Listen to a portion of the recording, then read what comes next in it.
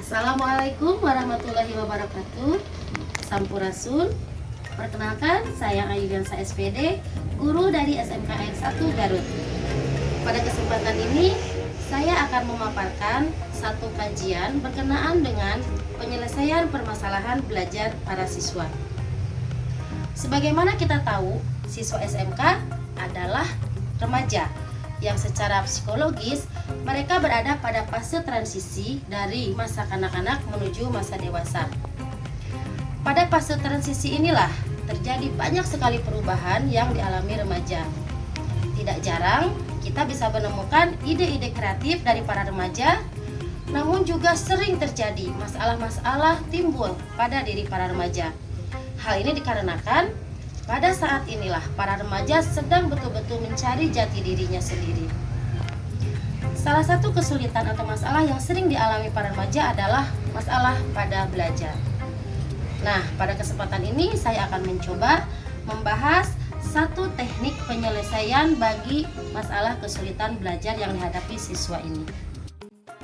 Sebelum memaparkan langkah-langkah dan solusi pemecahan masalah belajar yang dihadapi oleh salah satu siswa di kelas saya, terlebih dahulu saya perlu juga menyampaikan bahwa masalah belajar itu adalah suatu kondisi tertentu yang dialami oleh siswa dan menghambat kelancaran proses yang dilakukan individu untuk memperoleh suatu perubahan tingkah laku yang baru secara keseluruhan.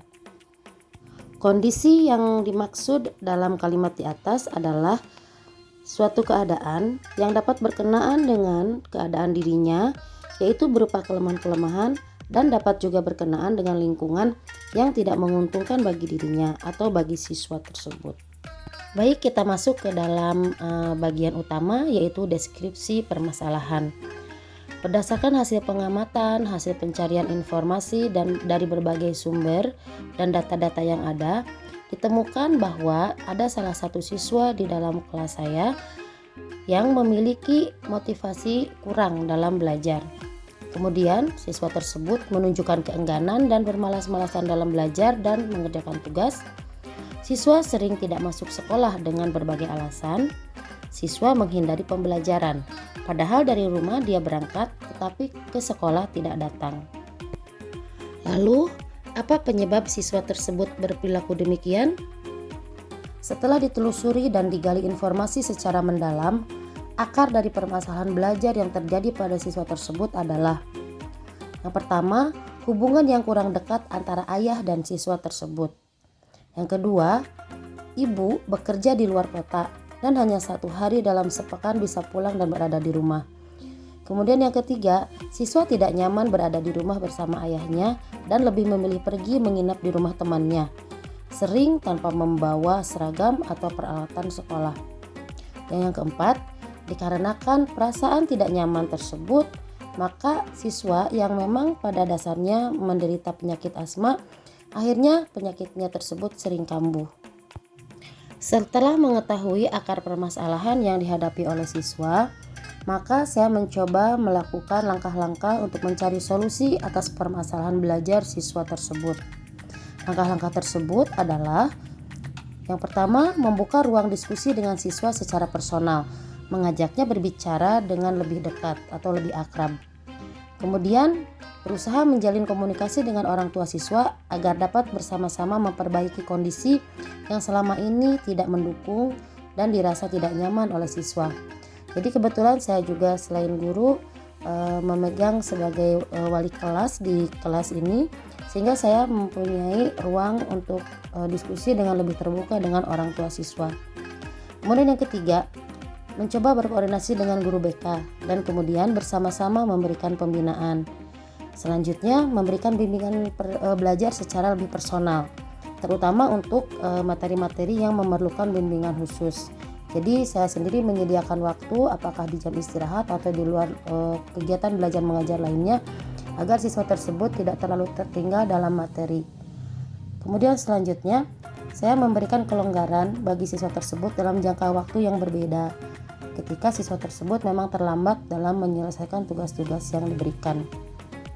Kemudian berikutnya saya bekerja sama dengan siswa lainnya agar dapat turut memberikan motivasi. Dan kemudian yang berikutnya adalah membuat semacam kesepakatan atau pernyataan untuk berkomitmen atas keputusan yang dibuat oleh siswa. Dari langkah-langkah solusi yang dilakukan tersebut, alhamdulillah diperoleh pemecahan masalah.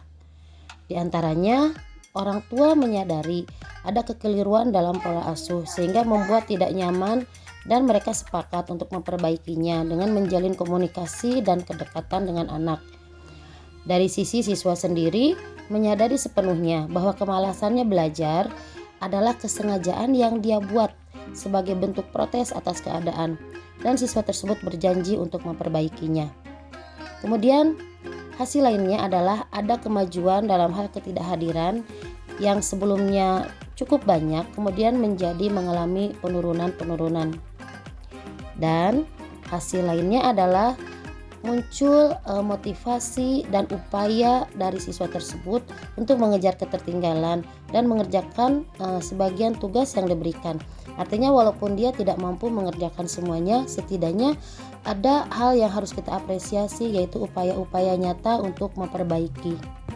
Oke, dan berikut ini adalah beberapa saja atau sebagian saja contoh dari langkah atau alternatif solusi, yaitu berupa dibuatnya sebuah kesepakatan atau komitmen dari siswa untuk memperbaiki diri. Tentu komitmen secara tertulis ini ditempuh atau dilakukan setelah melalui berbagai tahapan pembinaan sebelumnya dengan jangka waktu yang lumayan lama. Kemudian intensif dilakukan. Baru ketika siswa menunjukkan kesiapan untuk berkomitmen atas dirinya, yakni berjanji untuk mampu memperbaiki dirinya, maka pernyataan komitmen ini dibuat.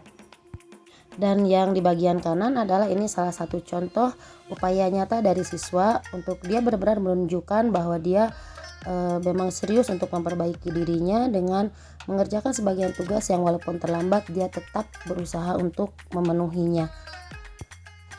Nah, selanjutnya saya sajikan juga beberapa sumber rujukan yang saya peroleh dari beberapa artikel di internet yang saya jadikan pedoman dalam penyusunan langkah-langkah alternatif penyelesaian masalah belajar siswa.